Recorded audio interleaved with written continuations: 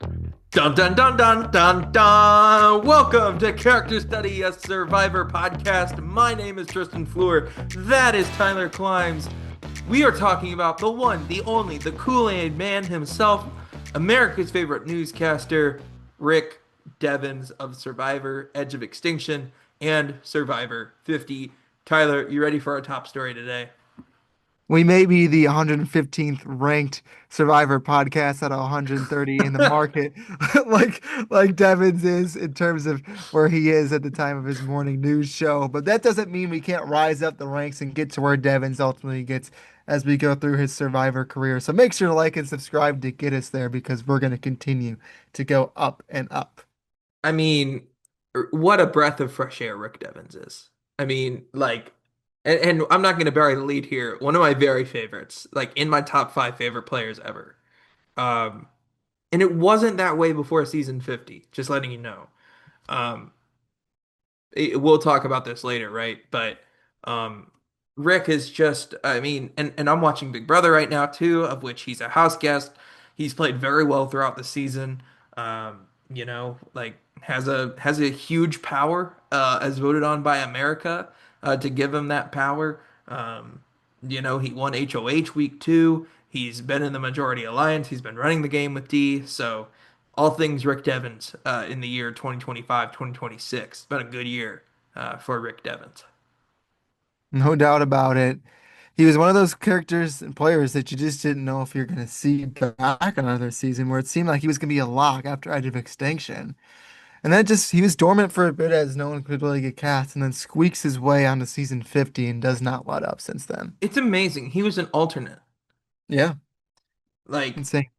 and the pandemic really screws him over in terms of like his return, earlier, but at the same time, I think it's the biggest reward because there are all these new era players that are more threats that just get thrown into this thing. Like if Genevieve doesn't exist, more eyes go to Devens. If Kyle doesn't exist, more eyes go to Devens. If Camilla doesn't exist, if if whoever, right? Like doesn't exist, so many more eyes go to Rick Devens.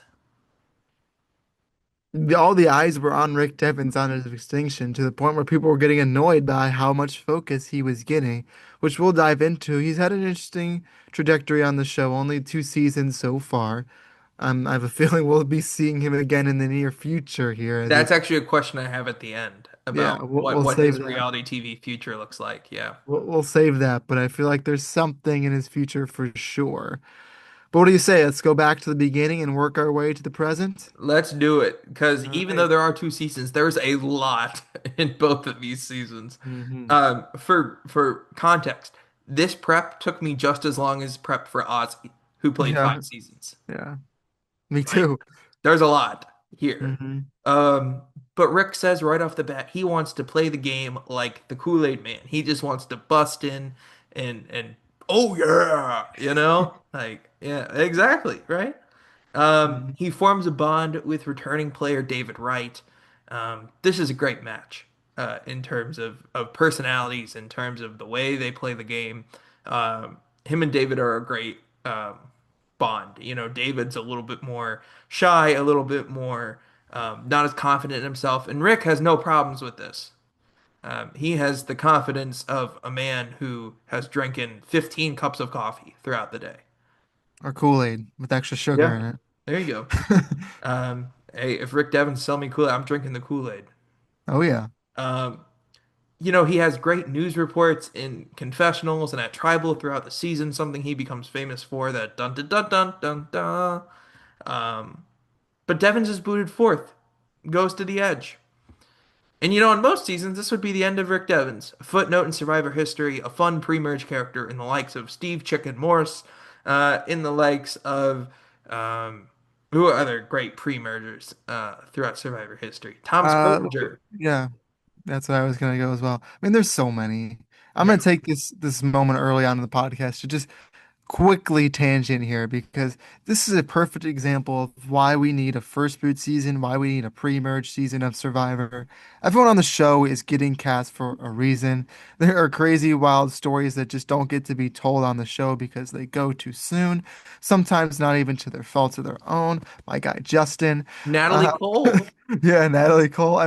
There's so many options here. If Edge of Extinction is to show it, if Rick Devens is not an example, that players that go out early deserve a second chance. I don't know what is because we could have not had seen Rick for more than a couple episodes on Survivor in general. Now we have a couple seasons of him. In both seasons, he is potentially the standout of a season filled with standout characters. Well, he has a super positive attitude on the edge, which is his superpower. We called Rick Devens the Kool-Aid Man. He calls himself the Kool-Aid Man. I think there's a lot of superpower. Like he's a superhero in the way he plays this game, and that positive attitude is that superpower. He says, "This is just another test for me to see if I can withstand or come out on top." That's about as great of an attitude as you can have in a place that Survivor this season decides to literally torture people. Um, at the edge of extinction, which is just an island in the middle of nowhere with nothing to look forward to, with nothing to happen, for just a chance to win your way back into the game. Kind of wild, like thinking about it. And I'll throw some more stuff in the Edge of Extinction aspect of it all Yeah. as we get later on in the season as to our thoughts on that. But I do have plenty. But yeah, I mean it's difficult. You're still maybe not playing the proper game of Survivor, but you are battling to survive. The Yep. name of the game still applies, maybe more than ever, because you have to survive based on nothing. You don't have distractions of the game. You don't have anything else but yourself, those around you, and the resources that you can find, and a couple producers with cameras in their hands who aren't going to say any words to you until you get to the confessional areas. But I mean, that's difficult, and he has to fight through that early on in the game with players like the eventual winner of the season in Chris Underwood, um, all kind of being together, trying to continue to build relationships that they don't know if they're going to need later on in the game, which ultimately becomes a relationship that's important in the finale of the season in terms of Chris Underwood and Rick Devens. But yeah, the positivity is always there. Rick refuses to not just give up, but to let up. He does not stop. His oh yeah mentality could have H's go on for infinity and at the end of yeah. It's just continual, no matter what happens when he thinks he might be down, when there might not be any chance, he finds a way to either make something interesting. I think he says in season 50, he's like, I'm either going to I'm either going to be able to stay in this game or I'm going to be voted out in a really entertaining way. Yep. And that's just who he continues to be. And even if it might not be the best for his game, he's going to do it because he wants to have fun. It's just genuinely who he is. It's palpable through the screen. I aspired to have the as much fun as Rick Devens has in life. Like, like I think that's something everyone can take away from that, like in a world full of so many people that are so focused on everything else, and I'm including that, right? Um, there's an amount of Rick Devens that just reminds me to have fun and look the less than ideal situations in the face and try to find a positive way through it, right? Um, Devens wins his way back from the edge, um, where he finds out then that everyone else on the edge gets a chance to stay and battle back at Final Six and will be a jury member. It's also important to note that the castaways didn't know that the edge was actually a thing. They thought it was an idea, and they were all surprised when they came back. And at this point, Devens is playing on house money. He has a second life in the game. Like obviously somebody will come back at the final six. Everyone else will be a jury member if they choose to stay on the edge. But Devens is in a good spot in terms of the fact he has a second life in the game, not a good spot in the tribe. And this mentality is something he takes on. He says in confessional that he thought he was just going to be going back home and eating a cheeseburger, and now he's getting a chance to play the game again. And if you have a second chance, you have to just go for it because he feels in a lot of ways that he might in most seasons, which is this is true, he's not going to be back in the game in this situation. There's only a couple seasons where you can get back in the game after getting voted out. This But he happens was to be on the one of one. them. He happens to be the one person early on in the game that has a second chance to fight for it. And why not just say, "Oh yeah, Kool-Aid man, I'm gonna bust through every wall I can here, try and cause chaos in every way I can," because that's better than just sitting wherever I am on the pre-merge vacation doing whatever because I still have a chance and I'm gonna fight every single moment. Well, Devens finds an idol in his bag, the first of many. He has to give it to somebody. If they both survive the next tribal, then it becomes an idol. Devens gives it to David. This was given to him by production, so not an actual idol find necessarily. Hmm. But this is what they do for people coming back from the edge. Um, of which we have played a simulation of the game before. And as somebody who won his way back from the edge, I would like to attest that I should have gotten an idol upon returning to the game. But I'll take that up with your brother. Yeah, Uh, please. I'm just the mere winner of season two. So Although I did blow up your game in season one. yes, you did. Um, Devin says, um, he says this to War Dog. He says, now that I can trust you guys, I'm dying to get back to the old Lesu. Except I really don't want to effing get back with you guys at all. It's hilarious, but maybe not the best move in the world. This is Um, this is it's my awesome. Rick has so many moments throughout the season and 50 that are just like, wow, I can't believe that happened. That was so memorable. This is my favorite Devens It's moment. so It's not even good. close. It's not even close. I mean, he has a lot of great moments, but this is it. I mean, it's the mixture of the emotion that yes, he does play with some emotion sometimes because he's a dad. He's looking out for his family. He's trying to win this Mhm. money for his family. He just got voted out of the game by these people. He thought his game was over. His dreams were ruined, and now he has a chance to come back. And he just says straight up to a man named War Dog's face, "I'm not playing with you. This is not happening." Not only that, but he fakes him out, says he's going to, then pulls the curtains back and says, "No, I'm not doing this." It's everything Rick Devens is. It's It's everything so he's going to be. awesome. Like, It's probably not awesome. strategically ideal, but boy, is it fun. It is. It is. And I mean, once he kind of sets this foundation for himself, this is the foundation that he has to play on the rest of the game, realizing he is going to be the outsider. Just embrace it. Ozzy, we talked about previously a couple of days ago. Check out that podcast, but he's kind of the underdog, whereas Rick Devens is the outsider who, rather than really trying to work his way back in, just embraces himself being on the outside, finds creative ways outside of the box to make its way through the game. Well, at the final 11 tribal, this is the first of many chaotic Rick Devens tribals in his career. He says he's anti-Lesu and pro-Kama, not pro-Kamu, which is a important distinction on this season of Big Brother. Um, and he's blindsided when Eric goes home. And this leads to the Pilots and Passengers Tribal, a famous tribal council in the history of the show. Devens blows up Kama after pointing out the hypocrisy in Aurora's Kama strong statement. He proposes that Julie and Ron join the five disconnected Lesu and take out the top three Kama. There's a huge live tribal that ensues. Devens plays an idol on David, and the plan works in getting Julia out. Rick Devens did it. He did. He did. I mean, he, if there's anything about Rick, he's planning ahead. He has these crazy ideas in his head, and when they are in his head, he's able to actually let those get out into the world and to put his ideas out there. And each time he does it, his execution, his words that he chooses, his tone that he's using is always perfect to win over a jury but also to not make himself seem like he's bragging and being arrogant through what Yeah. he's doing. It's a perfect mix, I think. Yeah, I mean, we'll talk about this later, but I think he's the best user of tribal council ever, and I don't Okay. think it's close. Yeah. Um, he wins the final nine immunity, uh, thanks to the challenge advantage given to him by David from the edge.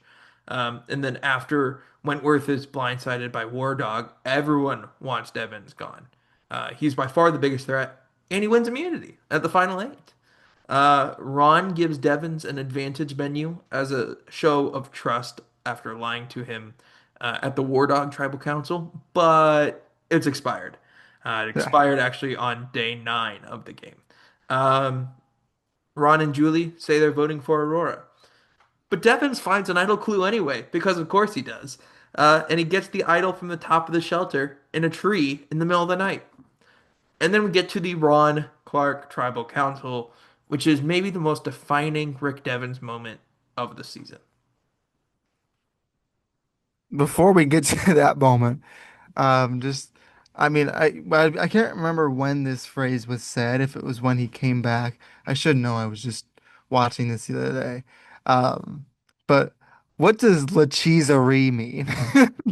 I We think this is talk a about. I think that's a Tony Kornheiser. Let's see. I pulled it up here. Yeah, the Tony Kornheiser show, Yeah, which, that from Pardon the Interruption.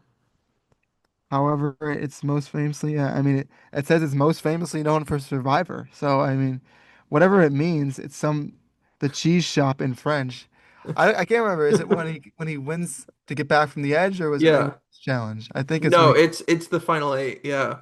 Okay, so it is. Well, and then in Big Brother 28, Rick Devens calls out Tony Kornheiser again after he does a vote. Really. Yeah. He's like, shout out Tony Kornheiser. He also shouts Oh, out James Gunn, who apparently he's friends with. yeah, he is friends with him. Yeah. Yeah, he was almost in a Guardians of the Galaxy movie. hmm I don't know Um, how that happened, but anyway, I could not let that phrase get by yeah, because what the that's heck? fair. Why did you say that? That's awesome. You ready for the Ron Clark tribal? Yes. So he exposes Aurora for looking through his bag. He plays the menu. Jeff says it's expired.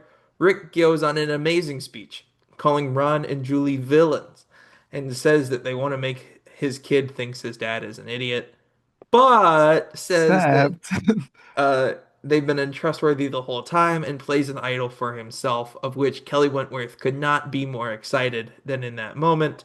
He idles out Ron Clark, even though he doesn't actually vote for him, but nobody knows that, um, and makes a meal out of this, and the jury loves him. He has the jury literally eating out of the palm of his hand, and I don't think people really recognize this. They recognize him as a strategic player who is a weasel and somebody who is tough to play with, but I don't think they realize how much the jury likes him, but I don't think they realize how much the jury likes him.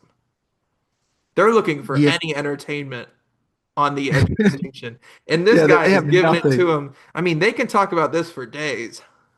hmm Yeah, and Ron is such a perfect foil to Devens because Yeah, Ron is this scheming, underlying villain to the season who does get the villain edit, but it also is a very likable character on the yeah, show. A lot of that now relates to him hosting Survivor Party, still being a big part of the Survivor community, yeah. looking back on the season. But yeah, he is very sneaky throughout the season.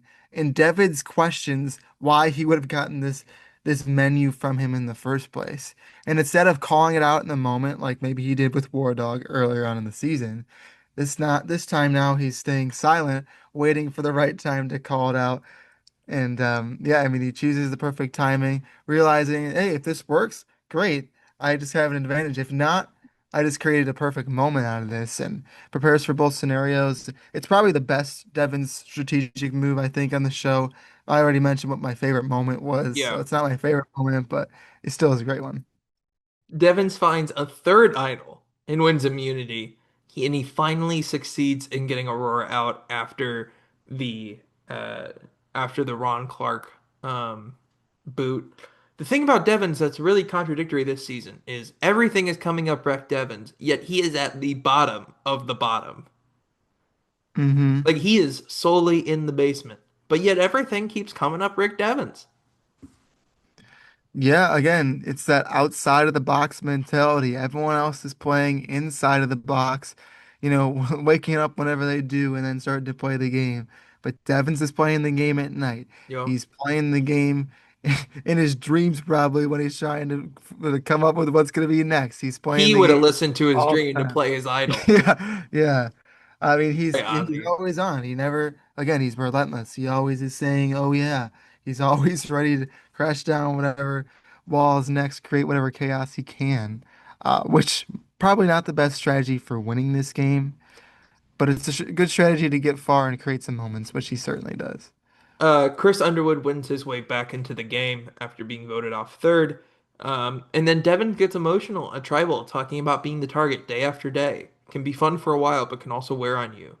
You know, which is something we hear pretty often about somebody who is at the bottom day after day after day, right? And we also hear about this, you know, in terms of like a villain, somebody who thinks they're misconstrued as a villain, which is a unique contrast because Devin really is in a good spot knowing what we know, right? Mhm. But it must not. There's no way it feels that way, right? Which is amazing that he's able to keep this positive attitude, especially when that's something that would crush 99% of people. Yeah, I mean, the podcast is called Character Study, and Devins is definitely putting on this positive character persona, which is who he definitely is as a person from all accounts. But that it has to be exhausting to continue to put on that positivity when you're just getting negativity from every other castmate that you're playing with. That every single vote, you're the target. At a certain point, yeah, you can lean into that as much as you can, but it has to get exhausting, not only as a character, but as a person. Putting on that character that we're studying starts to peel away a little bit because now you're just seeing the raw side of who he is. He has a similar moment on season 50 Yeah. as well, where you start to see that character that he's playing into fade away and start to see the more raw version of himself. Yeah, Rick Devens is an emotional guy, and Hmm. I think that's what really endears so many people to him. I know it's something that endears me to him, you know. In the Big Brother house, you know, during the live feeds when he's HOH, he walks in and he's like, "I'm not their peer, I'm their dad." And he Hmm. like starts laughing. He's like, "I'm America's dad." He's like, "It's a big responsibility. These are sweet kids." And it's just like, "Oh, what a guy," you know? Hmm. Like I think that's one of the things that just endears you to him, right? Um, but he plays another idol here. Lauren plays one for Chris, and Victoria is taken out. Devon's made multiple fake idols. Two found, not his last fake idols he's made. Two found by Lauren and Julie. Did this so they wouldn't go looking for a real idol, which he found, because of course he does. We should ask Becca Devens if Rick is this good at finding stuff around the house. My mom has a long-standing theory that guys suck at finding things around the house. I wonder if Next Rick's really time, good at it. next time I lose the remote in the couch, I'll give Rick a call and say, "Hey, I'm gonna need you here." You know what AirPods kind of look like? Idols. Can you yeah, yeah. I've lost many of mine, as we know, Yeah. in our friend group. But yeah, like Rick Devens, I gotta have him on speed dial. Yeah. Um, but yeah. Uh, by the way, shout out Becca Devens. She's great on social media. Mhm. Been a And very she has an fun, appearance in the show as well. yeah, and been a very fun follow during Rick's Big Brother run. She's Yeah. gone on RHAP and talked about it, which is kind of fun as well. Um, but yeah, what were we gonna say?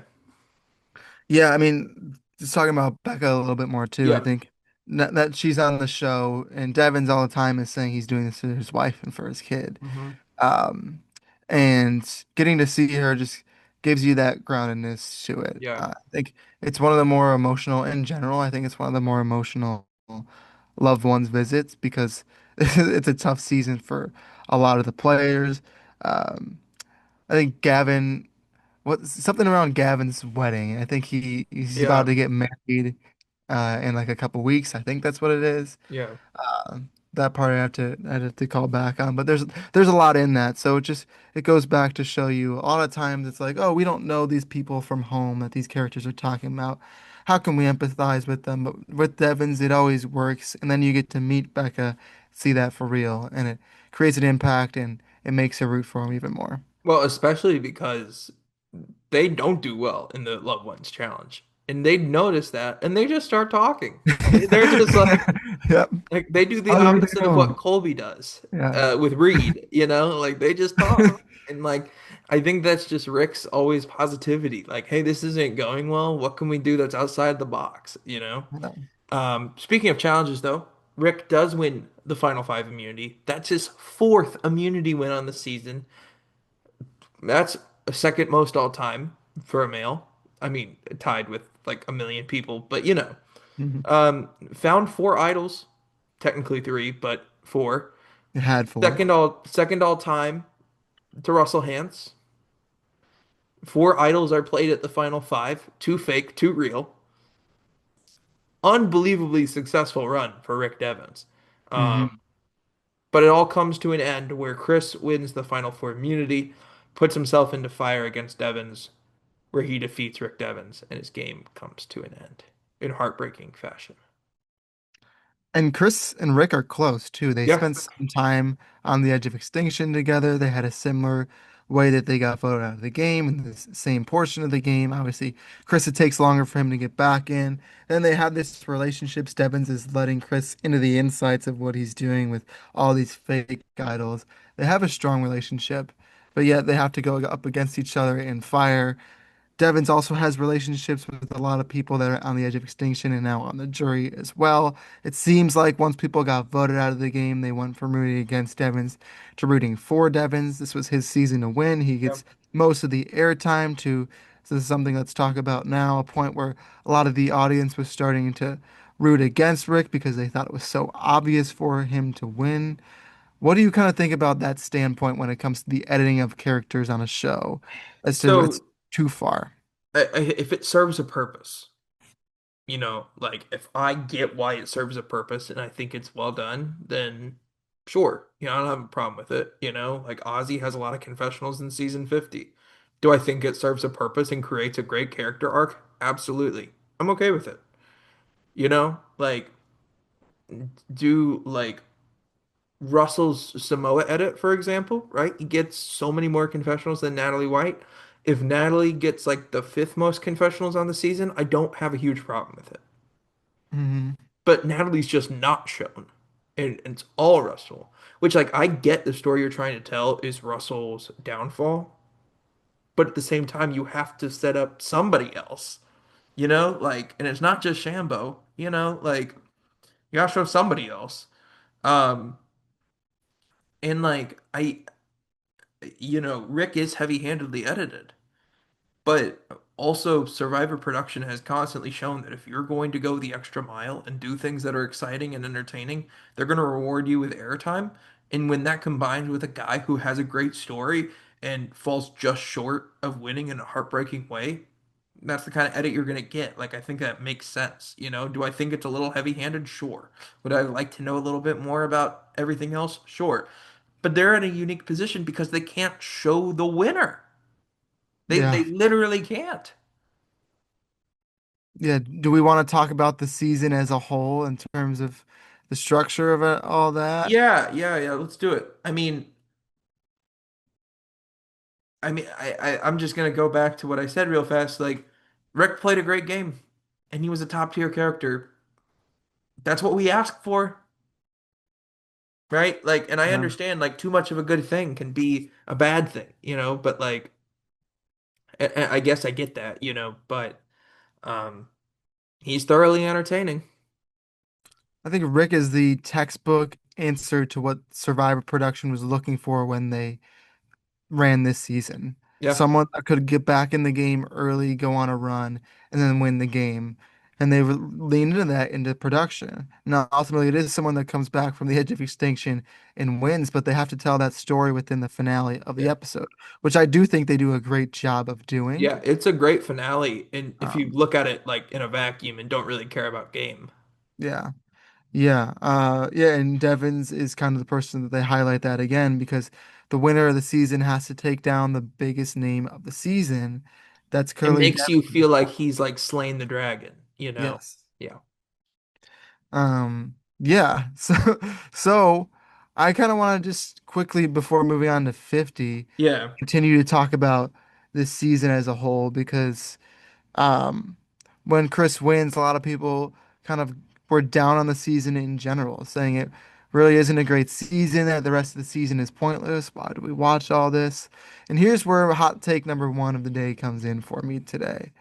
I love this season.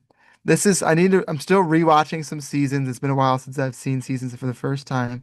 But I think this will end up being a top 15 season for me in the show's history. Wow. Potentially it could crack the top 10. I love this Wow. season though. It is so fun. Maybe it was because I wasn't expecting much when I went back and rewatched it before 50. But even despite knowing who's going to win this season, if you just enjoy the ride for what it is, it's spectacular. Chris might not be your favorite winner, but he's a engaging enough character. You have a man named War Dog, which I forgot his name was Dan until I looked it up. Um, I mean, Lauren's a great character. Reem is one of the most iconic first boots of all time. She needs to come back. Of course, Devens. Wendy's a great character. Aurora is so fascinating. Just continuing on the list. Victoria. Victoria and Gavin are great. Ron, another one who is just an iconic one. Julia. I mean, there's so many. Julie, they're all over the place. It's a stat cast, and I think a cast that if you brought half of them back in the future, I would be happy about. I hope this season gets some more positive reception as it goes on. Not only because for what Rick Devens brought to the season, but what the whole cast brought. And I think Rick is just the staple of that season. I keep in mind, I didn't even mention any of the returning players that are Yeah. all iconic in their own right, right? Joe, Aubrey, Kelly. David. Like those are all iconic characters as well. So, Yeah, I agree in a lot of ways, you know? Like I think that this season, I mean, I think winners are a huge part of what makes a season great, right? If it's not, then who cares who wins, right? But at the same time, I don't think the winner always determines the value of a season, right? mhm, Like I don't think people hold in high regard heroes versus villains just because Sandra wins her second one. mhm, If anything, that's a detractor for a lot of people.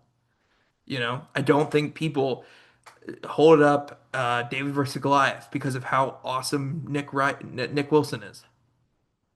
yeah, You know, I don't think people hold in high regard. Trying to think of another one. Uh, Gabon because of how awesome Bob is. I mean, Bob is awesome, but that's a whole other reason. Um, but like you know what I mean. Like I don't think like the quality of the season is solely determined by the winner. I really don't. yeah. It can Just help. you just again, you need to just enjoy the ride. Don't think about when Yeah. the roller coaster is going to come to a stop and how sad you'll be. Just enjoy the ride for what it is because Devens is the catalyst that creates a lot of chaos among a lot of players who stand a firm or deserve a firm place in Survivor history in their own right.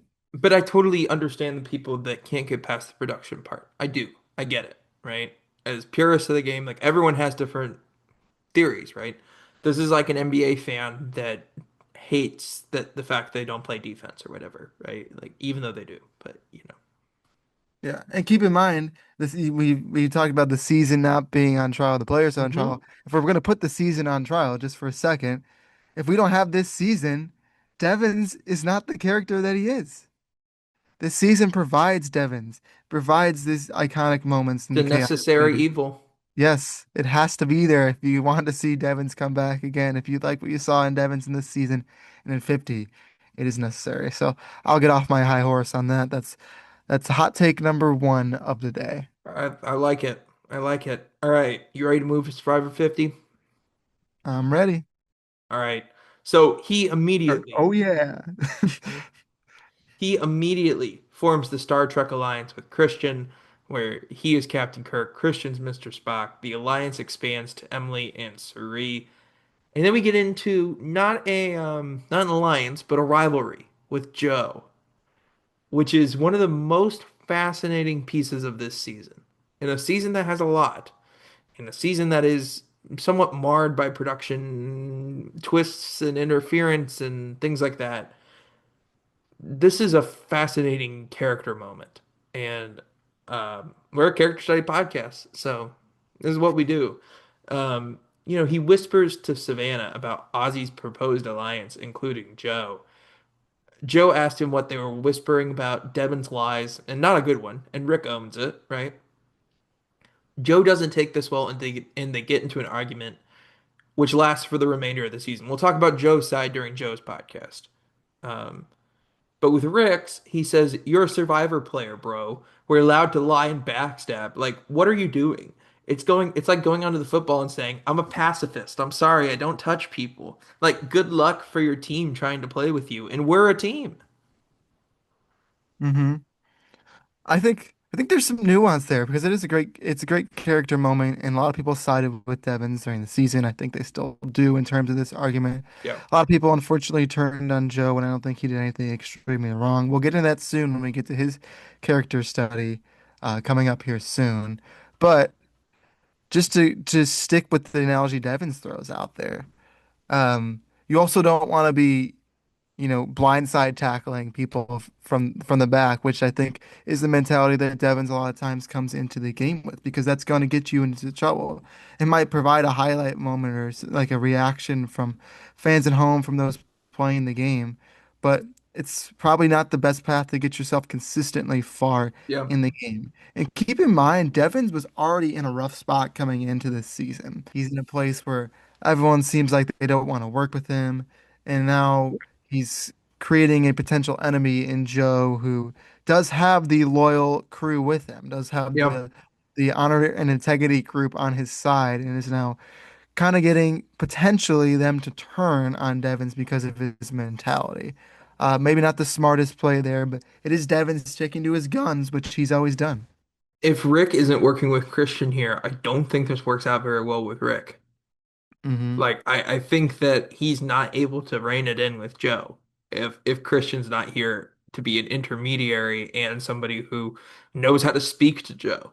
Like Christian's really good at it. He's the Joe whisperer, in a lot of ways. And Hmm. I think that this probably doesn't end up well for Devens if Christian's not there. But that's what makes them good alliance partners. I just think it's two polar opposites. It's really fascinating. Rob Sesternino has a great breakdown of this scene. I'd highly recommend listening to it. It's a great breakdown. Um, After Christian finds the Billie Eilish boomerang idol, he tells Rick, and they devise a plan where they say Devens found it. And Tyler, I have one question for you. Why would Rick go for this? Why? Can I ask you that question? Because I don't have an answer. I don't either. Like this is like I understand that Rick is the idol guy. I do. Like, but why is he willing to take the heat for this? I think Like, that's ultimately the reasoning, but does it make sense? I don't know. and I think Rick is always in it for fun. Like he's like, Is it fun?" Right? But I just don't get it. Like, Here's my best shot at trying to explain this away. mhm. Is that they already know Devens is an idol threat. They assume that he's going to be finding the idol anyway, and they kind of realize that Christian and Devens are starting to build an alliance. If now Christian is also an idol threat, now that alliance becomes even more threatening. If Fair. they can just say that Devens was the one that found it, we know not like this is nothing new, then we can just move on. I think that's the rationale there, but it just puts Devens in a spot where he's leaning into the stigmatism that was already on him before the season, something that I don't think he should have done for his long-term game, even though it does help out an alliance member and create a stronger bond with Christian. Yeah. Well, and then we get another plan devised from this. Rick then makes a fake idol using Christian's wrappings from the Billie Eilish Boomerang idol and wants to hide it at Tribal. He uses Christian to stage a fall so he can hide the fake idol in the fire pit at Tribal for later use. This was an awesome scene. Great episode here. This was the Savannah boot, I believe, Mm-hmm. And which very was early in the season. kind of a womp womp kind of exit for Savannah. But this was a great part of the episode. Like this was a lot of fun. It was. I mean, obviously Christian falling down is a funny moment. He sells that well.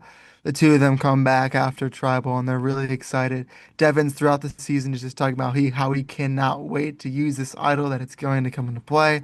Obviously we know it's going to, otherwise we wouldn't have been shown it on the TV show itself. So just waiting for that ticking time bomb to go off, and that's the fun of it. That's Devon's in a nutshell. At the Blood Moon, they vote out Genevieve after she tries to target Devens. Um, then after the Blood Moon, uh, he gets told Coach's plan to target the middle people, including Christian. So what does Rick do? He tells Christian. Um, that's just an example of Coach not knowing who's what, right? Um, and then he's a target with Aubrey at the double duos, and we finally get the fake idol um, payoff here. Another subtle moment from him. He's talking about how he wishes he could have an idol in this situation. And he's like, then he's just randomly says, but I just couldn't get to it. And stands up, goes and grabs the idol. Emily's sitting right in front of it, has a visceral reaction to it. She's like literally seems to be thrown back in her seat as to what's going on. Lots of talk starts at tribal council. Stephanie's trying to get Devens to show the idol to everyone. And I think Devens has a great response to this. I think this is something that needs to be talked about more, is that the reasons Devens gives as to why he can't show her the idol is because he says, knowledge is power. I don't want you to know what the idol looks like. That's actually a valid reason that he had to think out previously to say, it does help you if you know what the idols in this game look like, because then you know what the fakes Yeah. can look like. And I think that's actually a really good reason based on his previous experience of making fakes that he's able to utilize in this one to give a potential solution as to why he couldn't show Stephanie and the others. Also, the fake idol is a handkerchief, so Yeah, like it's not even close to there's what a nothing fake there. idol, you know. Yeah. Um, he uses this idol as a bluff to scare people off, which it works to perfection, kind of. I mean, the target had probably moved off of them at this point, but we'll never know for sure. Like we can hear until the cows come home that they weren't the targets at this point. Who knows? I'm in the camp that they weren't the targets at this point I, either, I do personally, I, but I am as well, but you know, uses this tribal to point out who is talking with who, get some blowback from Jonathan. He uses this tribal as theater, which is his favorite thing to do. This stirs up tons of controversy and frustration towards him and squarely paints a target on him for the rest of the game. So the question is, Tyler, should he have used it here, or should he have waited? he talks so much about how excited he was to use this idol, and I think he just saw the opportunity and there was a chance that he was going to get voted out and said, "This is my time. I don't want to leave without having the chance to play this idol that I've set up for myself. I want this moment." Um, and he kind of just went for it, which does provide that moment. I think it does provide him safety in a spot where he's unsure if he's going to be safe, but it does also paint that target on him, like you mentioned. And he does a good job of balancing that off, explaining why he couldn't use it in that tribal and Yeah. why it's still a valid idol, saying that he had to take it back to camp before it could get activated, which is a smart thing in his case, but it still isn't enough to take that threat away because he just threw another thing on his resume. And to that point of the explanation of why the idol wasn't active then, I think this is why Rick would be a great host and showrunner. He's super creative in a simple but entertaining way. Like he's not gonna like overly needlessly complicate things, right? He's gonna come up with a few simple ideas, execute them really well, and it's gonna be fun. Hmm. Like it's not like horribly complicated, like Devin's ideas are pretty simple for the most part, but he's just gonna outwork everybody else to get him. And he's thinking ahead. He has the possibilities, the answers to the questions before people can ask them, which Yeah. is something that's tough to do if you're not anticipating what the response is going to be. Sometimes you're just so focused on what you're going to do, not on what the response is going to be to what you're going to do. And Devins has both of those things thought out well before he does it. He loses Christian at the idol where or at the vote where he has to vote for himself. But he chooses to have fun rather than be angry, reveals that the idol was fake, and Joe hates this. Joe can't stand this. Um, I wish I had somebody in my life that loves me as much as Joe does not like Rick Devens. Well, now I think they're fine, but on the Yeah, season, but yeah, yeah, they were not fans of each other. no. Uh, Devens gets told tons of info.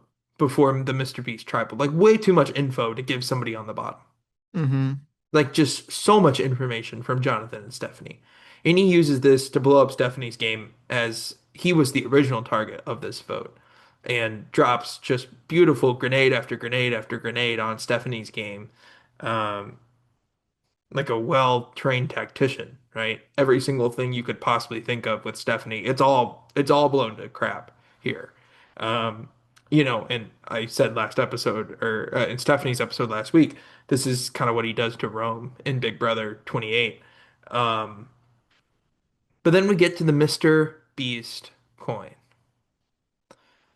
The thing that everyone was holding their breath on when we first learned about this season, when we saw the Mr. Beast coin in the teaser for Survivor 50. I remember seeing it for the first time and I was like, was that?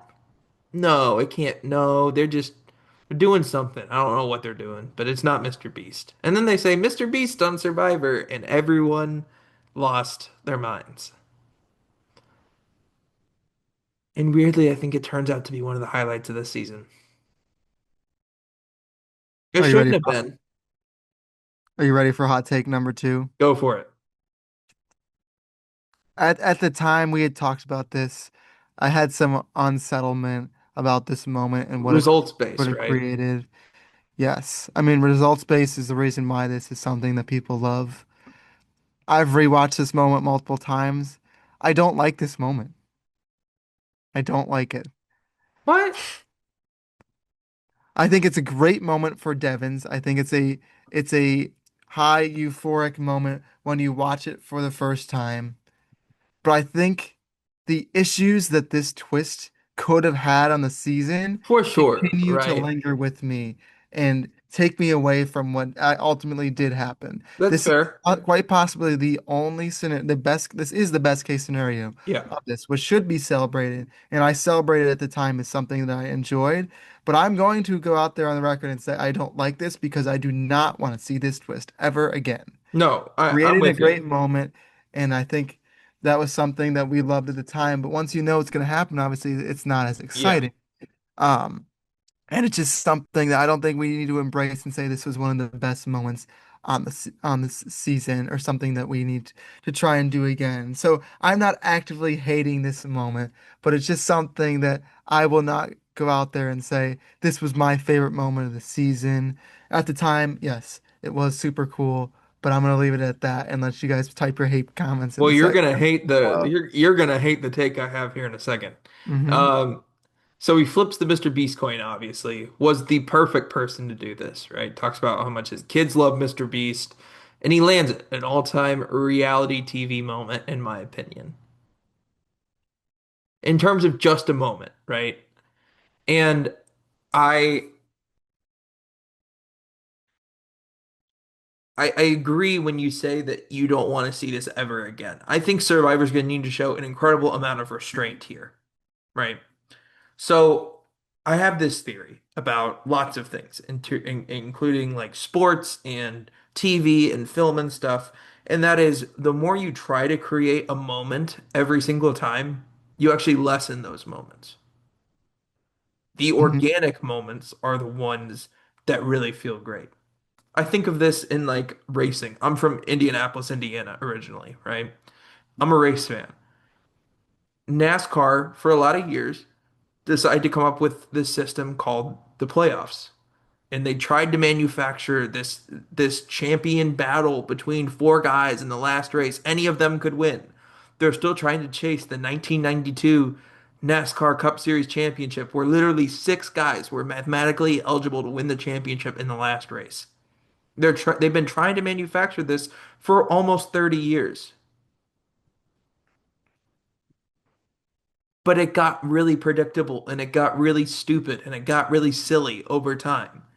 And that's what's happening in Survivor in general. The more you try to create a moment and you don't let it happen naturally, the more people see through it. And I think that's what could happen here if they start to do this more. Like this could be like the J. Robert Oppenheimer like bomb moment, for Survivor. Like, wow, did this really just kick off this chain reaction, you know? And in the open era, who knows? But So, so what do you think this moment is organic, or do you think it's made by the show? I think one time it's amazing. I just hope they don't continue to redo this over and over and over and over again because then it becomes recycled. Having it one time with this result is organic. My issue with the moment is I feel it's manufactured, even Oh, though it's it's the a first time we manufactured saw it. moment, but the result is organic. And at the end of the day, what I'm saying is if you're trying to chase the result, if you're trying to manufacture a result every time, that's amazing. Mm-hmm. That's when, like, not every season of Survivor is great, Mm-hmm. but that's what makes the seasons that are great really hit. Yeah. Yeah, to me that's it's just not it's not a Survivor thing. We've never seen anything Oh, like I the show I besides totally the do or agree. die twist. So it does. I mean, it is a high intense a moment where of a moment where your fan favorite player Devens gets to stay in the show only for a little bit longer. So be it as we continue on with the season. But yeah, like I said, I mean, I'll stand by what I said. I don't Yeah, fair. actually hate the actual moment itself when it happened live, but just looking back on it, I don't want to say that I enjoyed this enough to a point where we're encouraging to see this again, or that this is pure Survivor, or that Yep. we should manufacture moments like this in the future. I I'm don't like totally that. with you. It rubs me the wrong way. I'll leave it there. Yeah, I'm totally with you. I'm just the moment by itself, I think it's great. Um, he wins an idol in the process. He says this is what staying positive gets you, and then we get the Rick Devens dance montage, the next episode, which I just love. Rick Devens' joy. Hmm. I've watched this multiple times. Like I know some people like were crying about this, and they were like, "Oh, it's too much." Like, God forbid somebody have some fun. Come on, like. I think I was one of those people. Well, apparently you're Joe in terms of the reaction to Rick hitting the. Yeah, no, but at the time I remember what I told you was Yeah. that he's definitely putting this on for the camera, but it's still very fun. You Yeah. can do that. If you do it correctly, we've talked about this in the podcast before. If you put on for the camera in a correct way, in a fun way that feels natural to who you are, that's fine. That's what this moment is. He And is putting, I think Rick's actually really good at this. yeah. He's He's probably really one of the good best we've at seen in the show at this. he's really good at hamming it up naturally. Hmm. Um, well, he plays that idol for himself at the Power Broker Tribal to try to enact Emily's plan to boot Suri, but it doesn't work. And then we talk about Rick's exit, which I think is a beautiful hero's exit. Yeah. Um, It's crammed in an episode where there's a lot going on. You have two fan favorites of the season that go out. yeah. So unfortunately, it doesn't get the attention it deserves, but we'll give that attention to it today. Well, he gets emotional in the hammock talking to Joe, of all people. He says he feels like there are no other options, but his whole brand is positivity. After Emily's gone out, he knows the writing's on the wall. Um, he talks about in his letters from home that his wife reminds him to look around and at the stars and remember where he is. And another Becca callback. Shout out Becca. His kids, Jack and Juju, are watching him on TV. That's what he thinks about. He has that emotional scene with Ozzy talking about Ozzy's dad.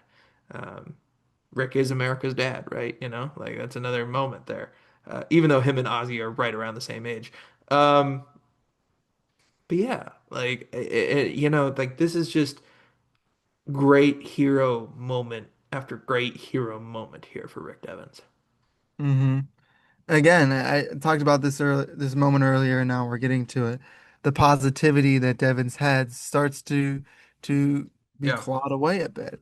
And it's still there, but you can see how difficult it is to continue to have that positivity. In an episode where he's ultimately going to go, it fits into the narrative of really the first 30 minutes of this, or 45 minutes of the episode, because that's how long he's here.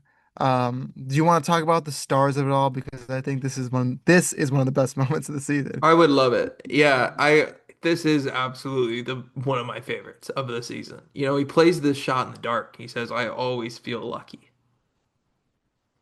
But we get this great shot. of Devens looking at the stars, and it starts with this letter from Becca where he started talking about the stars. It's awesome. He looks up, they show a shot of the sky, all of that. I mean, it's perfect storytelling, it's perfect character building. And the fact that Devin says that he always gets lucky, I think makes it even better because he doesn't get lucky here, but throughout his time on Survivor, his story has been second chances. He had a second chance in Edge of Extinction when he came back from the Edge. He had a second chance just to get on to season 50 because he was not originally going to be in the cast pool. He was an alternate for the season. He had a second chance because he flips the Mr. Beast coin and stays in the game. And Idol's a second chance if you think about it that way. Yes. Yeah, exactly. He has all those second chances as well. And all that luck, all those chances is like wishing upon a star, right? Looking out at the stars at night and wishing for the best case scenario, wishing that all your hard work can pay off and that you can keep fighting and keep clawing your way through the game. And Devens has done that so much. And now he's just looking at the stars, in essence of saying, I'm just going to enjoy this. I've been lucky. I hope I can continue to be lucky. I'll continue to wish upon these stars I can look at, but I'm also going to enjoy it for what it is, whether I get lucky or I don't. And the 1 in 6 chance doesn't hit, but he still has so much to go off of. He's so lucky to be on the show in the first place. He created a lot of moments not out of luck, out of skill, but the combination of all of it is a perfect culmination to Devin's story, unfortunately crunched into an episode that had a lot going on. But this is one of my favorites of the season, favorite No moments. doubt. Yeah, they nailed So, it. They nailed it in the production end of yeah. this. I think this plus the Ozzy episode, plus the Ozzy boot, plus the Sari boot, like this is a great stretch of three in terms of like building up characters and everything like that. Really well done. Hmm. Even though I would have preferred Rick and Sari to have their own episodes, but whatever. Um, I think we were really lucky to watch Rick Devens as well, in terms of the luck. Um, I think if the shot in the dark would have hit, I think Genevieve would have just quit forever. Everything would have been like, come on, this guy gets all the luck, and I get literally not like Devens is literally the anti Genevieve this season in terms of like the luck. Like all of Genevieve's luck went to Rick Devens. Hmm. Yeah, and it's not to say that Devin's success is because of his luck. I know we're both not No, saying that no, no, at no. all. But it does play into it, and you have to I'd get lucky rather be on the lucky show. than good. Look at any of the winners of the show. They all get lucky at some point.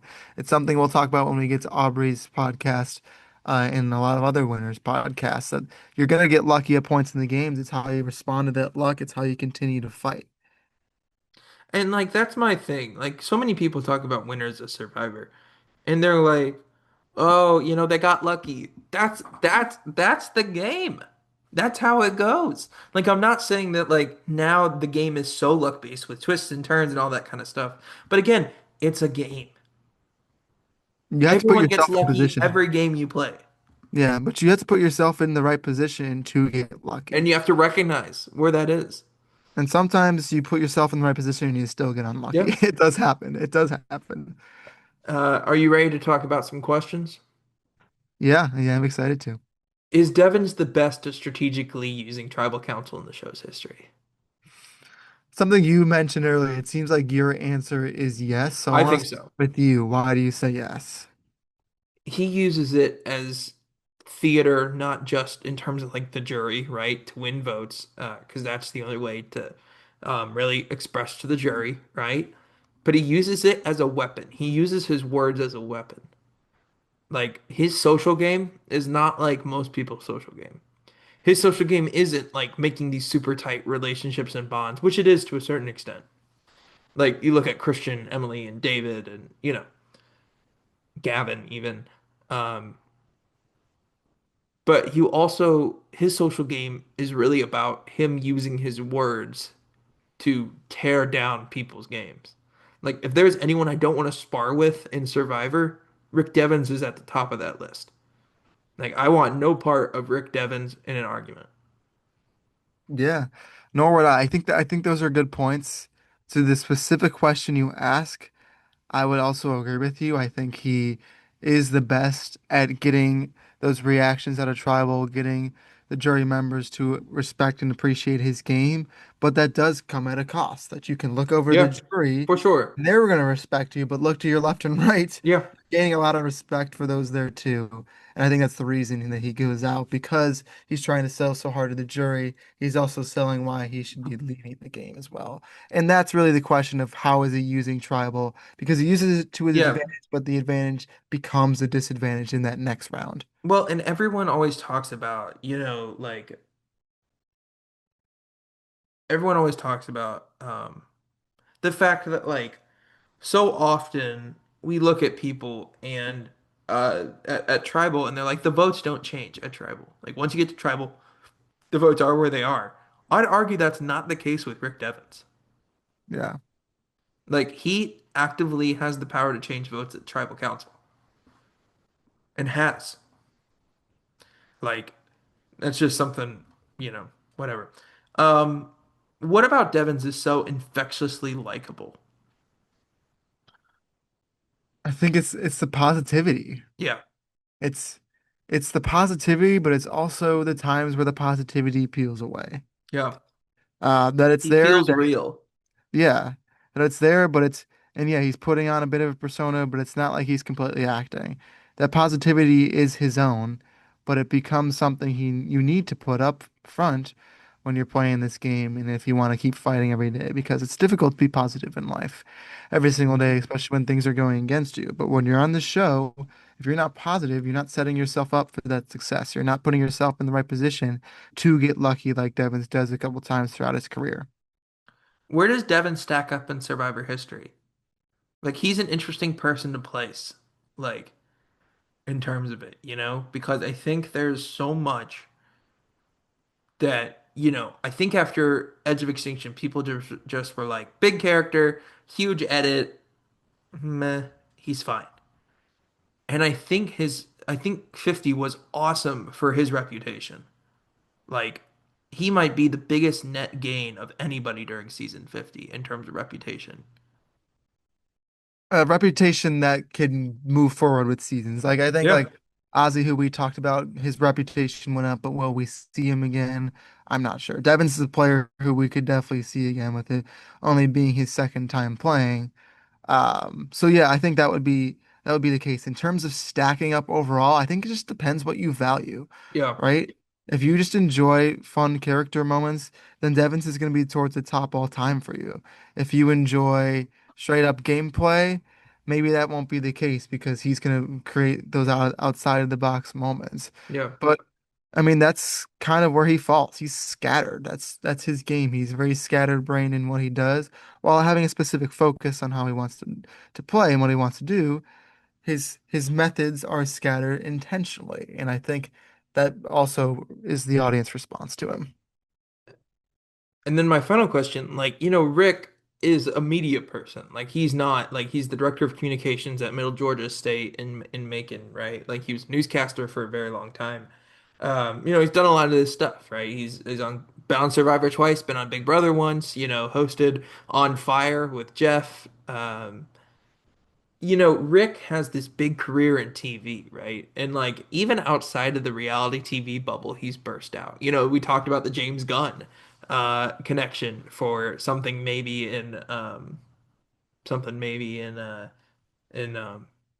Guardians of the Galaxy or something like that, Um I was even listening to the Bill Simmons podcast during season 50 airing, and he literally just says in the middle of it, I think the Survivor 50 MVP is Rick Devens. Of which I think Suri got Well, Ewing theoried there. yeah. But Okay, she um won the fan vote, so. but um but yeah, like he's made it into some popular culture, hmm and I think like that's a huge thing for Rick Devens. So my question is, what does the future hold for Rick Devens in reality TV or beyond? Or the future is now. We're already seeing him on Big Yeah, Brother. I he mean, would be an right excellent away. trader. Yeah, the traders would be a great one for him. Like Um, him at a round table would feed families. Yeah. Do you think he's gonna make that jump to Peacock, or do you think he's gonna wait and see if he can get another chance on Survivor? I think he's gonna wait and see if he gets another chance, but I also think he's so beloved, production really won't care. Yeah, I don't know. It'll be Hey, interesting to see they what went for happens with Suri after Austin. she went to Peacock. Yeah, that's true. I mean, but does Devens have that legend, that mystic yet? I don't know. I think Probst loves him. For sure. I don't doubt that. I think production loves him. You know, it's not like Carolyn. Like I think they recognize Carolyn as an amazing character, but I don't think she's a production favorite. Yeah. Plus Devens, I mean, he was on the podcast with Jeff. Yeah. He was gonna be the Boston Robin Sandra on season 39. I mean, there's a lot that Yeah. they have in common and their relationship is strong. So yeah, that could be something. I mean, I think he could be on Peacock as a as somebody for the traders. I could see him as a host of Survivor after Jeff hangs it up. I think if you're going a former player, he's the natural pick. Hmm. And I Yeah, think he would be excellent at it. I agree with that.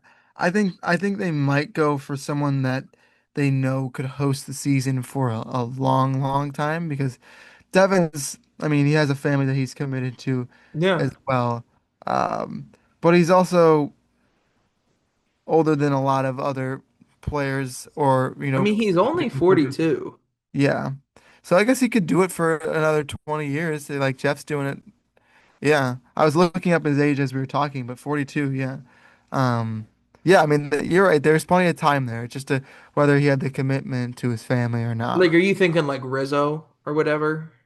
I think I ultimately would say don't choose a former player. I'm probably with you. Uh, Yeah. so, but I would think someone like Jeff started when he was like probably early Mid 30s, late 30s. 20s. Yeah.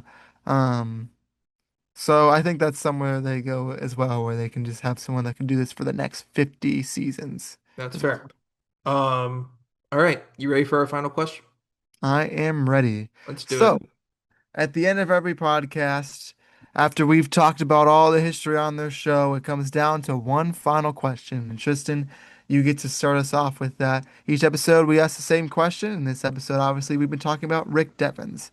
So, through the entirety of Rick Devens' career on Survivor, do you think he is a hero, a villain, or an anti-hero? And tell us a little bit about why. I got Rick Devens as a hero. You know, he gets the hero edit in every season he's in. He's somebody who's a beacon of positivity, who even in some moments where he's somewhat villainous, he does it in a way that is only based in gameplay. Like it's not personal. He's very much seen as somebody that you want to root for. Um, and he has such a huge following of people that just adore the way he plays the game. And I think that's a lot of where I get the hero vibe from Rick. No need to sugarcoat. He's a hero. I Yeah. mean, well, we've disagreed a couple times today about some things. We won't disagree here. He's a hero. He has been on both seasons, like you Yeah. said. He has some moments where he gets emotional, and you start to see some anger come out of him, but that's just natural. I mean, he's portrayed as a hero. He's a hero in life. He's a hero to his family. All of that. I mean, not much more to explain. We've kind of talked about it. We've hit on it all podcast. So I'll let that do the talking for us. I Well, think and I that's think just I think it's textbook. interesting because I think when you think of most heroes in Survivor history, you think of a lot of people that are um like very much like they do challenges, they do it the right way. They're good old boys, you know, like there's like the blue collar, you know, like they're not like Rick Devens is almost none of those. Mhm. Like and Suri kind of falls into that thing too, and we'll talk about Suri eventually, you know, and or next actually. And the thing about Suri is I'm fascinated to have this conversation because I don't think she's a hero. I'm just gonna leave that there. Um, I love Suri, but you know. But anyway, like I just think Devens is a unique character that is like kind of a schemer that fits into the hero mold. Yeah, he's his own type of hero. Not Yep. quite an anti-hero, but a different type of hero for sure. He's an outside of the box hero. Yeah. Well, we're gonna take a break next week. Um, in terms of podcasting. We have a friend's wedding we're going to. So we'll be out for the week, but we'll be back the week following talking Sari Field and Tiffany Nicole Irvin. Two great characters. I can't wait to break those two down. Lots of stuff. And we finally get to go on our on our fifth place edit rant. About time. I'm so excited. And then Ceri's just the best. And that will maybe be our longest podcast because there's so much to talk about. There. There's so And much. we've had some too lengthy podcasts today too, Mhm. but yeah, we'll see Yeah, if we can top it. yeah. Well, anything else before we go, Tyler? Stay tuned next week. It'll be really fun. We're getting closer and closer to the end game of We're getting Survivor 50. close. Yeah. We And we're got getting 3 more closer and weeks left. closer. Yeah, and 51 is just around the corner. So we'll try and do some different stuff as the season kind of gets going. But let us Yeah, know if you have any ideas, if you want to hear us talk about episodes potentially as they're airing. We're open to hearing whatever as we figure out what the future of this channel looks like. So thanks yep, for supporting and keep it up. yep. We thank you so much for checking us out. I'm gonna give you a little dun dun dun dun dun dun. This has been Character Study Survivor Podcast. My name is Tristan. That's Tyler. We'll see you in the next one.